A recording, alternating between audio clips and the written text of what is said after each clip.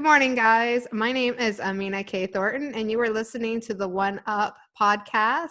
You could see these live videos as well by going to amina.media in your web browser to go to the YouTube channel. This morning, we're doing another message of hope, stories from struggle to success. And we have in today Adam. Adam, can you say your last name for us? Kawalec. Kawalec? Kawalec, yeah. Kawalec. Okay. Kawalec. All right. I need to get the breakdown here. So Adam is amazing. You could just tell he is just full of joy and lots of spirit just by looking at him this morning. He is just ready to go. And he's here to actually share his story of how to balance life in general and what that takes. So how would you describe that, Adam? What is life balance? Well, I love that question, and I love that topic because it's first of all, my personal journey was anything but balance, right? I'm an overachiever, high achiever, high performer, so balance wasn't part of my blueprint. So I got to a point where I needed to kind of, I both needed and wanted to create balance in my life. And today, and I have for almost 6 years now, I've worked as a life coach. And in doing so, many of my clients have come to me looking for life balance. Okay. And in the beginning, I was like, life balance is not that important. It's more about achieving things, getting things done, right? Yeah. Very, very results oriented. Yeah. And,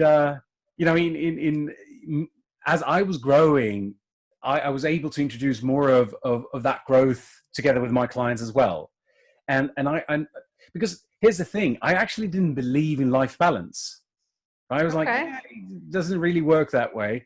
Were you just focusing more on just that, like getting to the next step, like getting to what you were trying to achieve at the moment, which that could be anything. It could be like health, it could be like work related.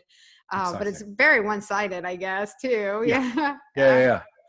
And also because it's like, when you probably have experienced this as well, especially having so many guests on your podcast and everything. Balance is such a well talked about topic. A lot of people we're looking for balance, and we're trying to achieve it in all these ways, and still we're not balanced. So I was kind of like doubting its existence. Yeah. Right? Yeah. Like, how is that even possible? But yet we have 24 hours in the day. And I keep reminding myself this because sometimes I feel out of balance too.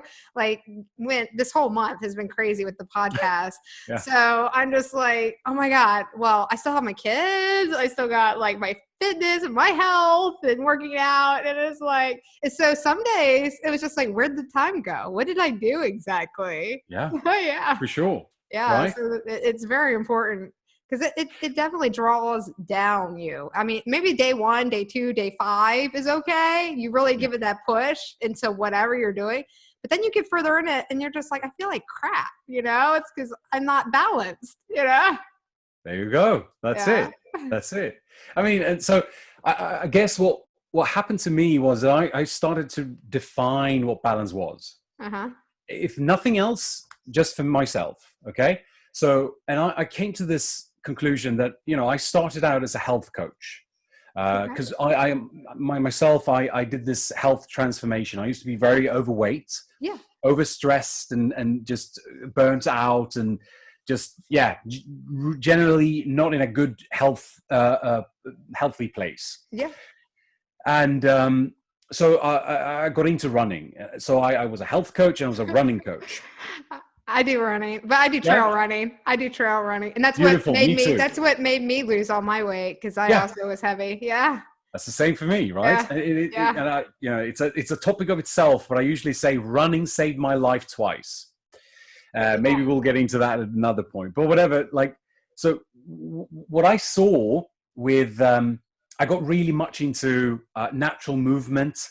Natural. There's an organization, I think now it's American based, MoveNat. They certify MoveNat, which is just a short for natural movements. Move naturally. Okay. And it's all about the primal basic locomotive movements: crawling, climbing, jumping, running, swimming, all of these things. I got really into that because I really felt connected to that. And I started to see balance, how balance played a role in all of those movements. Yeah. And I started seeing that there were some similarities, I believe, to the physical balance that we talk about and the balance that we try to achieve in life, in business, in emotional health, or whatever. Okay. And here's what came to me. If you've ever tried to balance on one leg or one foot, you know this to be true. It's not a state you get into and then you can't be knocked out of balance. Yeah. I would say being in balance is a very active state. It's this balance between tension and relaxation, tensing the right muscles in the, because if you're too tense, you're going to fall over.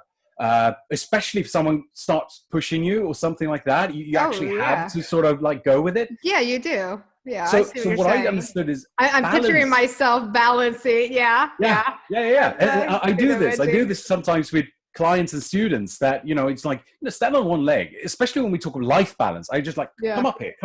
Yeah. Stand on one leg and tell me what you notice.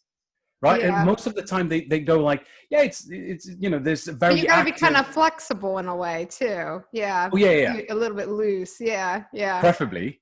Now, this is really the thing. What I've found is a lot of people looking for balance, and I counted myself as being part of that group of people.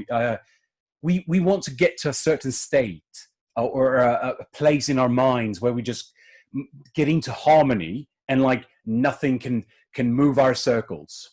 Yeah. Right? And that doesn't exist according to me, because as in the physical balance where it's this constant active tension and relaxation, the combination of that is to me the same thing with balance in life, in business, in health, or whatever. Okay. So I see it. To me, it really is. It's a highly active thing, action, or decision. Yeah. So to me, like whenever someone says, I want balance, I go, so what are you not deciding? What's the decision you're not making? Okay. Yeah. Because that is, to me, that's like it's your foot that you're standing on, basically. Yeah, okay. Exactly. Okay. And it's like, because this is a very simple example. Say that my manager calls me on a Saturday afternoon. I promised to play with my kid. So my whole day is basically scheduled to be with my kid. And my manager calls me on Saturday evening saying like, hey, Adam, I need that report tonight. Okay. For whatever reason. Yeah. Now I'm in this, I'm being torn, right? I was like, I promised my kid to play, but my manager is telling me to do this. So usually what ends up happening is that I'll go like, oh, okay, I'll do my best, hang up. Then I'll try, get on my computer, try to finish the report while I'm sort of trying to play with my kid, right? And I just feel like, oh, I just need balance. I just feel so torn. Well, that's because you didn't make a decision. You try to do both. Yeah, you try to do both. If you were to make a decision, which is like making that like, actually creating balance, which is a highly active thing. It's not just a thing you end up being in and nothing can get you out of balance. Yeah. It's an active thing. You would have done either this or that. You would have told your manager, like, so sorry, can't do that. It's Saturday. I've already committed to other things. What I'm going to do is I'm going to come in really early on Monday morning. I'm going to finish it then. And that's it. Hung up and then played with my kid. Yeah. Right. Being loyal to that decision. Yeah. Or the other scenario would be tell my manager, of course, I'll get it done. Hang up, turn to my kid and say, sorry, daddy can't do this. He's got to work. I'll make it up to you tomorrow. Yeah. And you stuck with that decision. Yeah. I see. So make a decision that takes so you're solely and focused on that one thing. So then you don't play that crazy game like, oh my God, I feel crappy at both now because I'm trying to split both my concentration, which is impossible. You can't multitask. Even though the word exists, it doesn't really exist. It's not something that can actually be done. Your focus has to be only on one thing at a time. Exactly. So yeah, it totally makes sense. Okay. That's cool. And so one of the things that really stuck with me about is it now a year and a half. Mhm. Have you ever heard about the four burner theory?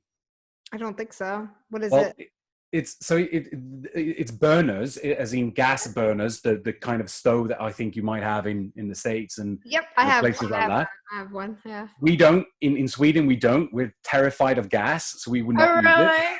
I love gas stoves. I'll Yeah, put that and me out there. too. For 10 years, I didn't have a gas stove, and it just was wrong. It was wrong. I like seeing. Well, In fact, I have a small fireplace in my office, and I yeah. have it on now because I love fireplaces. That's fantastic. I love it as well. I'm not good at using it because I'm not used to it, but I love it. Yeah. It's so efficient. Now, the theory, the four burner theory states that we all have these four burners in our lives. Uh-huh. Okay. And the four burners represent four different key areas of your life. And one being work, another being free time, Okay. what you do on your free time, right? Free Work, free time. time. And the other one is health. The third one is health. And the fourth one is relationships. Okay. Okay, so those are the four burners. We basically, I would say this is a smaller version of the life wheel or the wheel of life, which is a very, very popular coaching tool out there. Yeah, it is. And there's different versions too. Yeah, exactly. So, yeah. Now, the theory says if you want to be successful, you have to turn off one of the burners. Okay. Right? Now, if you want to be really successful, you have to turn off two burners. And then the question becomes, so which burners do you turn off? Yeah. Now, when I heard this the first time a year and a half ago, I was like, being a life coach, talking about balance, I was like, it makes sense because it's kind of what I did when I created a very successful career. I did just that. I sacrificed my burners to achieve something extraordinary. So I was like, yeah, it makes sense, but I still couldn't just digest it. I wasn't willing to go, yeah, I agree. So it took me about 4 days. I was walking, I was meditating, I was running, I was just, noodling this around. And it hit me. To me, it really becomes a question of define success, right? Because it's like the theory says, you want to be successful, turn one off. You want to be really successful, turn two off. Well, it's kind of the negative though too, because like if you're just concentrating, okay, I want to make a lot of money with my business, so I'm gonna just concentrate on work. Well, then what about your free time, your health, and your relationships? Yeah, so you don't have any of that. And we've seen that. We definitely seen it in very successful people where there's plenty of overweight, there's plenty of obesity, there's plenty of bad relationships, marriages that break up and things like that. There's tons of that. So then, where's the life balance then, Adam? Exactly. Where would that be? So that's the whole thing. To me, it really became a matter of like define success. Yeah. So really, what I think that what the four burner theory taught me was that, hey, don't subscribe to someone else's version of success. You have to define yours. And in my case, it's like, can you be really successful when you're sacrificing two burners for the other two?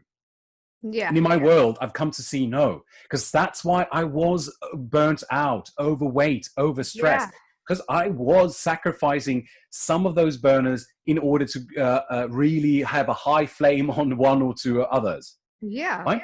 Yeah. So to me, it's really become this idea of, okay, so define it.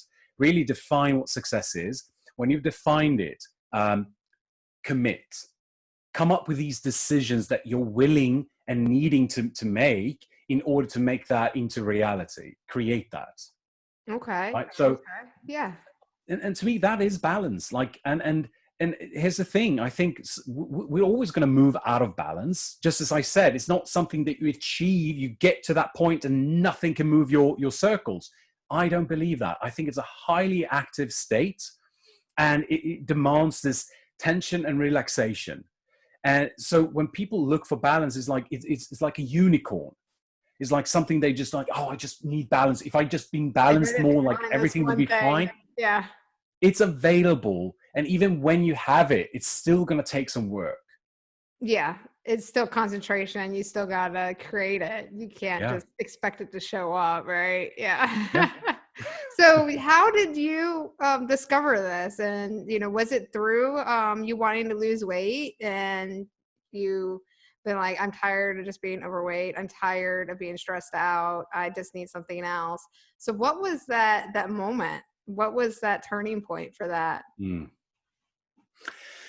Well, yeah, I think in my case, overweight and being stressed out and all of those things, there were symptoms. They were symptoms of a lifestyle that wasn't really for me. Hmm? And it was me being out of balance, misaligned. And, when I was overweight, as weighing the most in my life, I was around 27, and I kind of felt like this can't be it. This is not how it's supposed to be. So I decided to that time I started exercising, and up until then I'd never done something like that.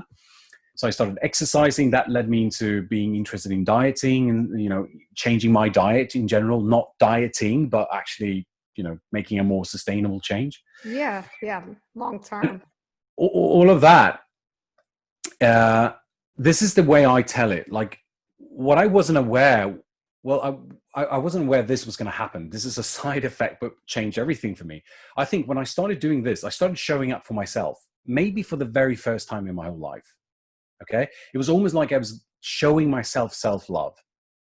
And in doing so, my self-worth, my self-esteem increased. And as this was increasing, I felt less and less, I had less and less need of other people's recognition, approval, and stuff like that. So that got me questioning what I was doing, what I wanted out of life, because I'd been a very much of a yes man to everyone else and therefore a no to myself. Oh yeah. But all of a sudden that was changing, because I was like, no, I'm actually choosing myself now. And I started questioning the way I was, at the height of my career, I was basically groomed to become a country manager for IKEA. Okay. Basically leading the IKEA organization in one country. Okay. So like a head manager of one country. Would you go to different countries at that time and go and see the facilities and stuff like that? Yeah, that's part of the training program. And when you're being groomed, you're being groomed in leadership and having the fast track for that. Oh yeah, because you're basically in charge of that growth for that country, right? Oh yeah. Okay, exactly. So it's multiple. So you're organizing multiple stores for that country. Okay, oh, yes. That's cool. Yes. Yeah, The in whole fact, thing. I've seen another lady on my Facebook actually that designs the layouts for IKEA. So yeah, it's really interesting. I like IKEA. IKEA is awesome. I think it's just because it's like a mall that you kind of can just like go and hang out at your house. Yeah, exactly. That's a good good story. More relaxing. You don't have to go shopping for anything, really. True. Everything's there. Everything's there. So when I was at the height of my career, being groomed for this, that's when I actually decided to leave. Because I got that realization that if I say yes to this, I'm going to have more of what I already have, which was being really busy all the time, stressed out, always trying to catch up. And I just felt like I wanted something else. So I decided to leave. The idea came to me on a Monday. On Wednesday, I quit my job. I handed in my resignation. Well, it's good that you recognize that you were just like, I'm not happy. What am I doing?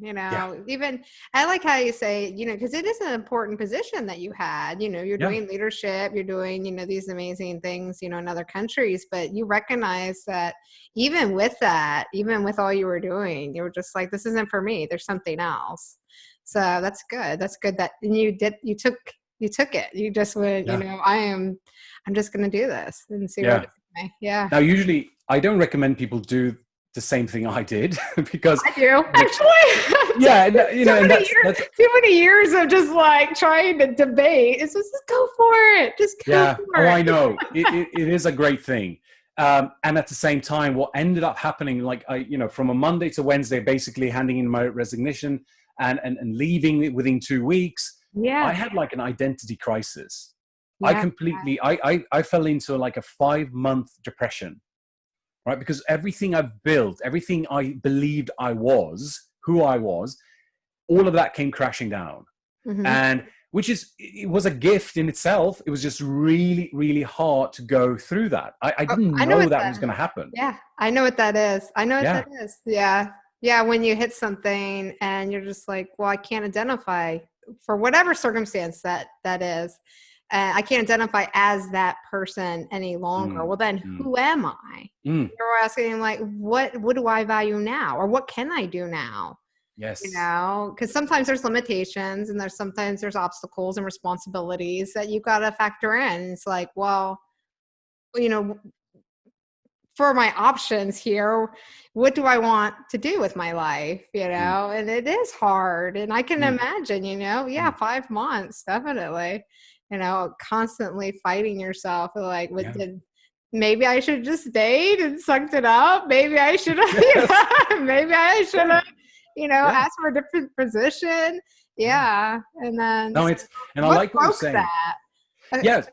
Go ahead. Go ahead. So, Yeah. yeah. So, I mean, I think what really happened, like just only a few days after leaving and all of that, basically, I took my girlfriend. I also do want to travel because I'd never traveled up until then, other than within work, because I Yeah. was always so busy.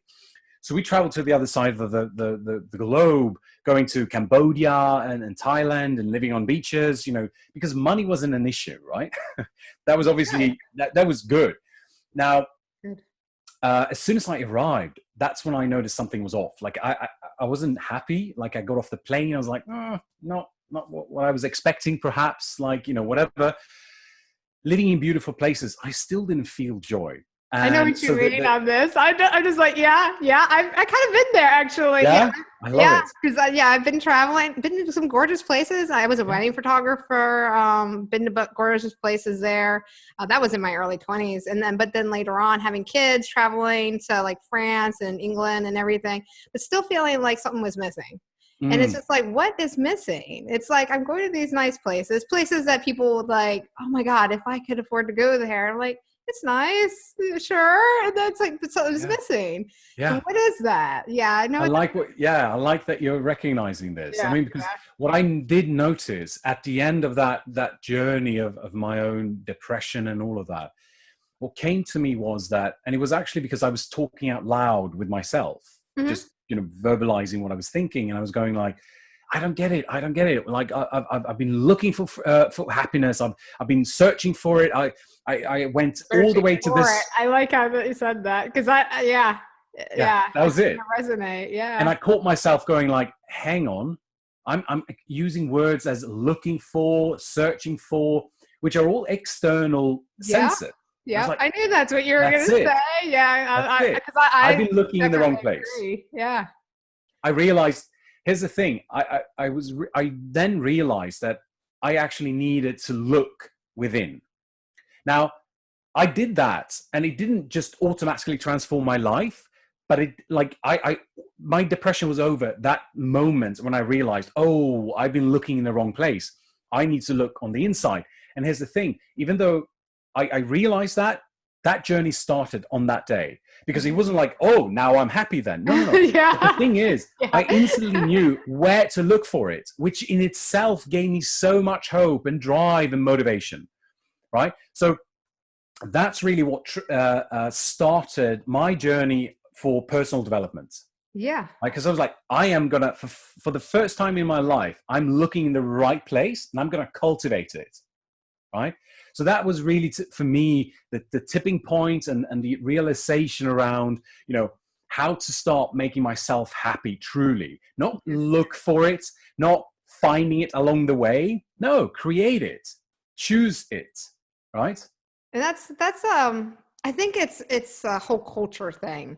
I think the way society in every background has been basically thinking that we need like a spouse, or we need to have money, or we need to be in a certain place at a certain time, Mm-hmm. or have opportunities just been like dropped in our lap or gifted to us. And those don't happen. Even the most successful people had to struggle in this world. If people actually took the time to actually read where they came from and how many failures they went through, then they would be in a total shock. Like, yeah, Yeah. when they kept going and they Yeah. kept going and they kept, Yeah. and a lot of them, I mean, not everybody credits, themselves as being, the creator.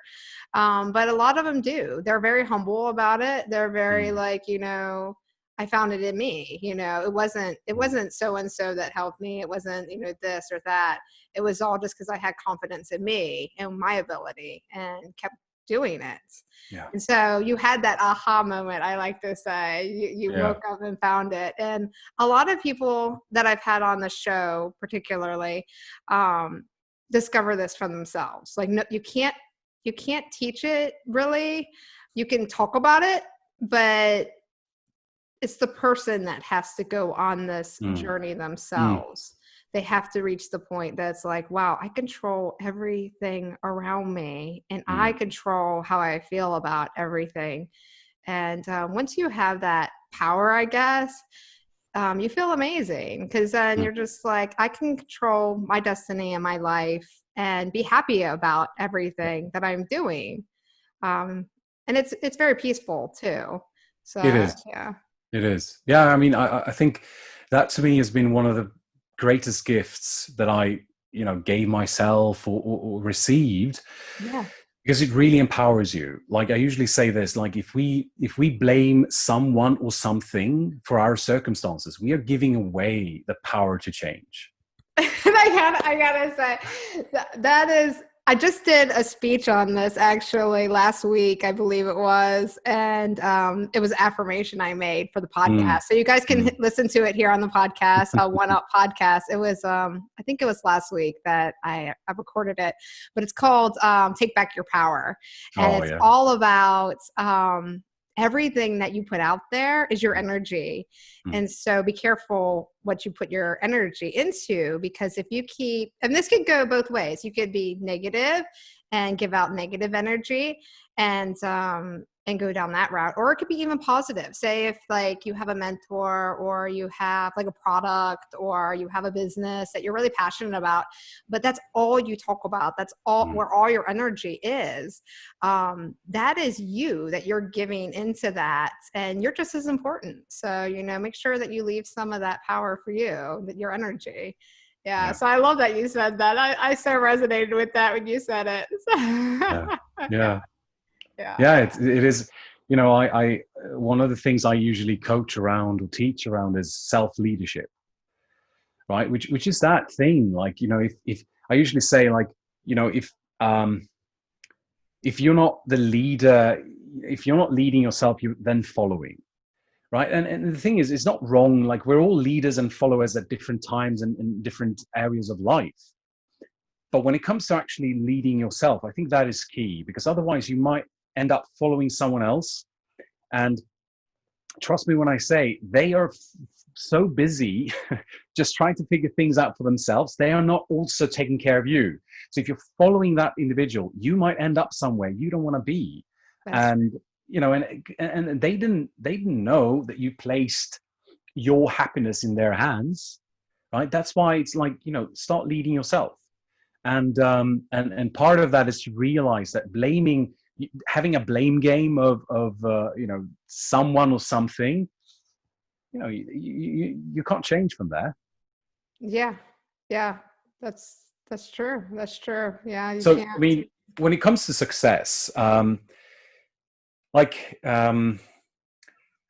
probably heard this. I think I think it might be Tony Robbins who talks about the science of success. So There's a couple of people. I don't actually follow too much of Tony's work. I know he's an amazing speaker and he has amazing stuff out there.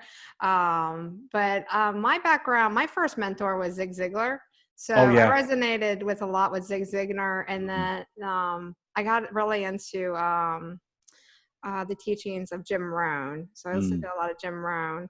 But yeah, and then I traced it back. So I'm now back to like the Great Depression, like the motivational speakers of the Great Depression, like Earl Nightingale and Wallace D. Wattles and Napoleon Hill, Mm. and all those. And then I'm even going back further now and going to what is that one, somebody's essays. I can't think of the gentleman's name, but everybody recommends his essays, and I actually have his bio. It's like 25 hours. Like, yeah, it's quite long, but I do Audible, so that's how Yeah, I yeah. do this. So That's yeah, good. It is yeah, good. And I think that's a wise strategy as well, to really trace things back to its roots and its source. yeah. It's very, I would say, it's very, what's the English word for that? But I would imagine it's very, very potent, I think right? it Like, cements it through the yeah, history. It's like the history of self-development. I feel yeah. like I'm searching for the history. And a lot of these speakers, throughout the ages refer, like if you listen to enough of them, they do have mentors and they do recommend like a source before them. And if you go back, you can see very similar like Mm, styles in the way they write and talk, and even things that, I mean, it never changes. Like this stuff, like what we're talking about here today, this is like natural law here. It doesn't change. You don't have to worry about, English is going to be totally different in like a couple years from now, right? We're going to have like, more slang words that nobody's going to know and remember from years from now.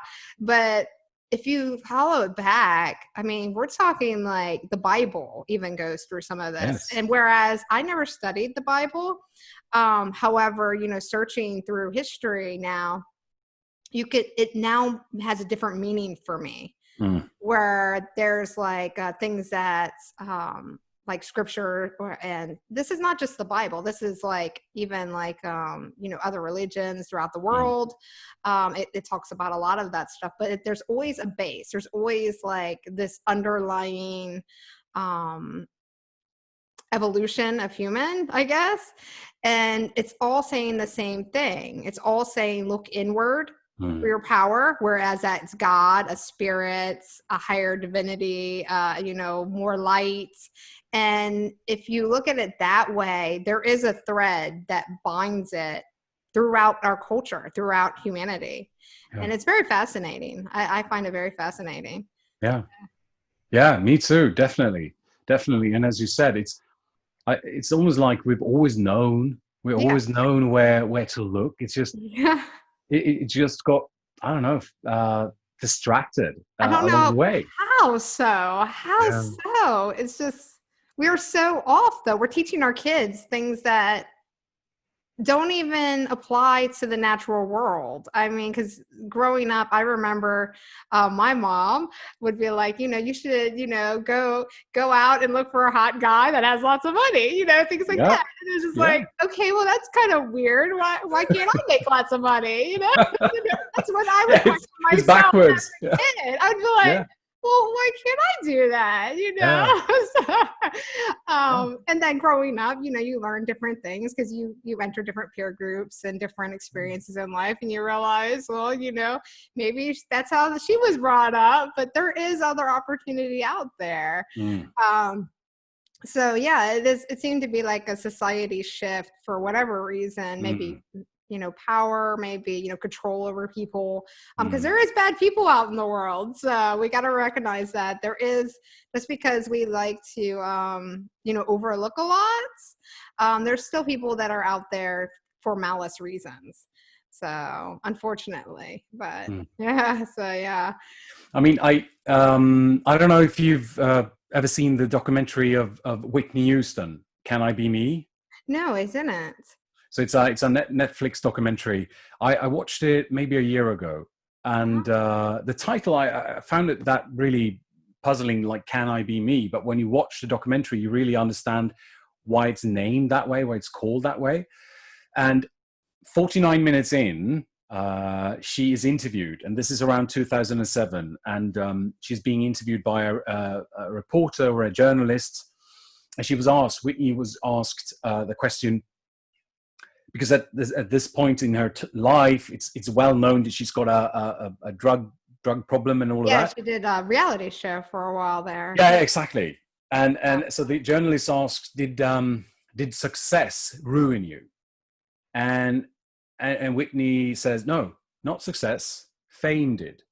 And then she goes on to explain, she says, if you enter this industry not knowing who you are, chances are you'll become someone else, and you might not even like that individual. Interesting. Right? Yeah. So I paused because I was like, oh God, I paused. I turned to my girlfriend and I said, that applies to life as well. So what I say is, if you come into this life not knowing who you are, chances are you'll become someone else and you might not even like that person. And here's my personal addition to that, because the world is full of people ready to tell you who they need you to be for them. That's right? true, especially in that industry. Boyfriends, teachers, society, work, like managers, school, everything. People are standing in on a line telling you who they need you to be. Yeah. So your job is to figure out who you are, become more of that, and then find ways to express it and share it with the world. That to me is fulfillment. It's perfect. It's perfect. And I like that you mentioned Whitney too, because there's other singers. I know Beyonce, she had a name before. I'm not sure what her name was before, her stage name. And a lot of artists have stage names, or even authors do, just because they're afraid to say who they are and their names, because they're afraid of, what people are going to think, where society will place them in general, just based on the way things are. So there's a lot of you can definitely see it more in the entertainment industry, because you kind of know that it happens. It's like a natural thing, but in real life we don't talk about it too much. And I mean real life meaning like people that aren't in the entertainment industry. But it's a self-identity crisis in a way, right? It's a self-identity crisis. And so we have to, like you said, we have to be careful on who we want to be. And I point out Beyonce here at the beginning here, because she actually said she didn't like being her stage presence, because she was told that she basically had to look sexy and dress up in all the sexy attire, and she wasn't comfortable being that way, but she wanted to sing on stage. But if that was her only opportunity to sing on stage, she fit into that mold and made a fake name. It wasn't until years later when she got comfortable in her skin and found a different way of looking at it, not like, say, like a porn star in a way, because that's how she was feeling. She took it more as like an empowering woman, right? And then she took back her name, and now she's known as Beyonce, and she dresses sexy, but it's not provocative, right? So it's all the way, we perceive that image as well, and then being accepting of it and seeing it in a different light, or like really just changing who we are and where we're going. So yeah, it is important to, want to be the person you are developing for the future. Because it's, what kind of got us started on this topic is, why did we forget the message that's been around for thousands and thousands of years, right? And I think it's really, this is where I end up when I try to analyze this. And it's, have you heard about Maslow's hierarchy of needs? I don't think so. It sounds familiar, but I can't place it. Abraham Maslow, he was an American psychologist. I think he's actually from Poland originally. He came up with this idea of a hierarchy of needs, that every human, we try to meet these needs. And his model has received some critique in the past few decades, not for not being accurate enough, but I find it really, really powerful, even though there might be some holes in that theory. I still think there is something really, really truthful to it. And Maslow, what he said originally, he said that the hierarchy of needs consists of 5 steps, 5 stages, 5 levels. Okay. And at the bottom of that, you've got all the physical needs, which is you need air, you need water, you need food, right? Yeah. And everyone will get that in some way. Whatever they need to do, they will acquire that because it means life or death. Yeah. Now, when you've had when you handle that, when you have that, you move to the next level, which is safety needs. Now you want a roof over your head. You want to feel warm. You want to, like, because you now know there's a tomorrow, so you might as well also make sure that tomorrow is quite comfortable. Yeah. So you're moving to those safety needs. So physical needs, safety needs. And if I remember this correct, the next level is after you feel you've got food in your stomach, you're under a roof, you're safe enough. Now it's time to connect with people. So now it's about belonging, being part of a group, love, connection, relationships. And so we start forming those, creating those. Plus, that's what started the beginning of society in general. Yeah. Yeah, exactly. And also numbers there's safety in the numbers. Yeah. So when we start feeling safe around that, we start feeling comfortable around that, we move towards the next stage, which is esteem needs. Because as much as we want to belong and be part of, we also want to be significant, right? Yeah. We want to matter. Have meaning. Yeah. Yeah, exactly. Yeah. There's so much that we don't know about life. So we know we do want something, right? We want to feel fulfilled. We want to feel like we matter. Yeah. We want to feel, as you said, to have a purpose and meaning in life. So now esteem needs become an important thing, because obviously we've covered all the other bases. Yeah. So now we want to go like, I also want to matter. I want to make something and be remembered. So esteem needs is typically, you can assign that to status, labels, titles, money, stuff like that. And finally, Maslow said, beyond the esteem needs is hang on, self. Christ. Is it? Hang on. It's okay. Self-realization. Okay, you're supposed to become yourself, right? So after basically realizing that you're important, you're significant. Now it's actually, the point is to become even more of who you are.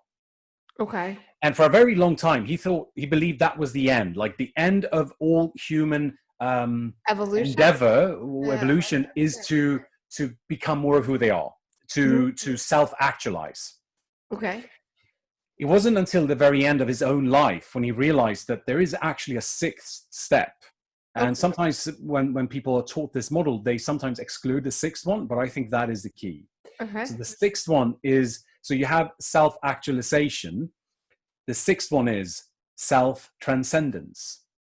Okay. So when you become who you're supposed to be, the next stage is to turn around and give that back, to contribute.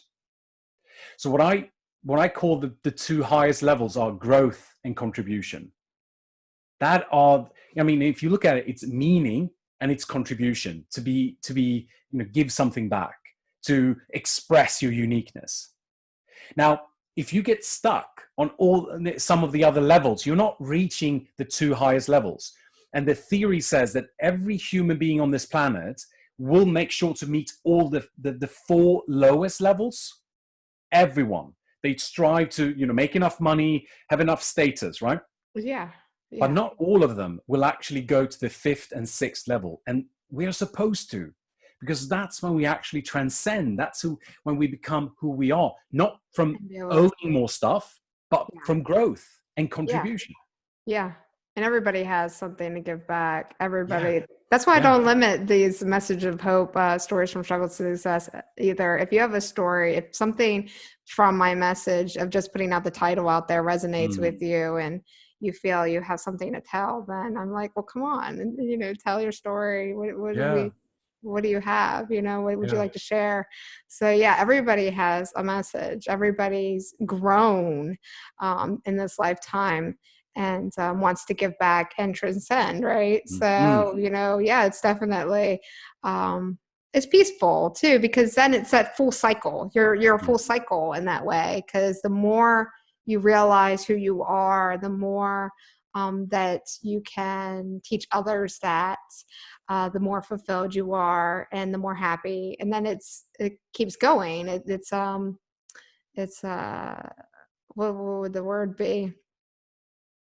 I would like to say, like, it's like a I can't think of the word right now, but it just keeps cycling, and Yeah. and everything that has life needs to have motion.